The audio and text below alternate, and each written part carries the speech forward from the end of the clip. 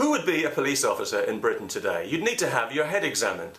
You probably know by now that for the last week or so Britain has been terrorised by an underclass of welfare-dependent, drug-addled, criminal scum who've been allowed to run riot in the streets because the police haven't been allowed to do their job and protect the public.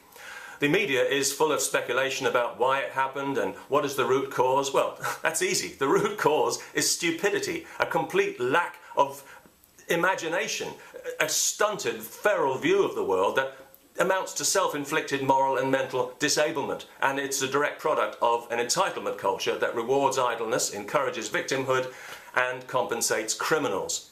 That's the root cause, and it happened because there was nobody there to stop it, and because the people who did it know damn well that if they are caught they won't be properly punished. That's why it happened. It also happened because we don't have enough police officers in Britain. They cost money, unfortunately, and many of the ones we do have not been properly trained in riot control because that costs money.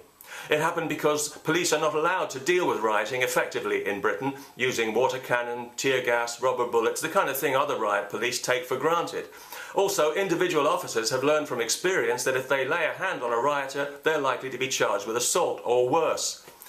Ordinary officers in the police have got no chance at all. Whatever they do, they're criticised and vilified for it by people who are not in their situation and who couldn't cope if they were.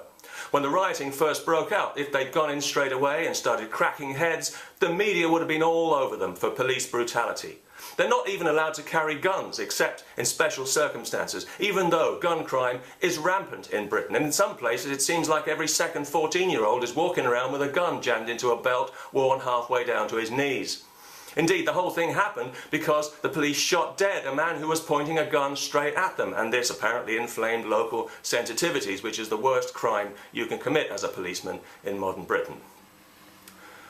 The Social Justice Brigade have been quick to blame the rioting on the usual suspects: inequality, unfairness, lack of opportunity.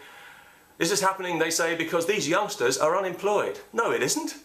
Who needs a job when you can deal drugs? That's where the real money is. And besides, if they had to look for employment, they might have to learn to read and write. OK, then it's happening because they're disengaged from society. Oh, are they? How awful for them. Hey, come to think of it, that might have something to do with all the drugs. A TV reporter actually stopped one of them in the street and asked him why he was doing it, and he replied, "I've got no money." And I thought, oh, isn't that awful? My heart goes out to the poor little lad. He's got no money because he spent all his money on a BlackBerry phone and a gram of heroin in it. You got money, you parasites. You get state benefits because other people work to pay for your room and board.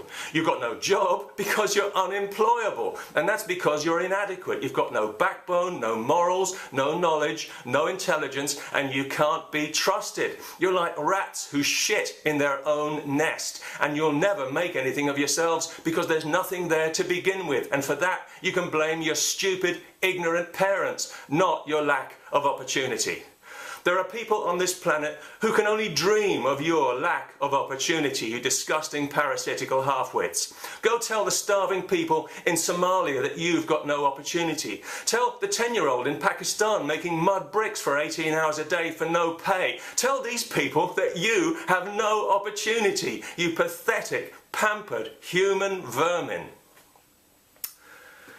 If we had any kind of justice system worth the name in this country, everyone connected with this riot, anyone convicted of taking part in this riot, would automatically lose entitlement to state benefit for life, and they would have their house demolished. Now that would be justice, and if it violated their human rights, hey, so much the better.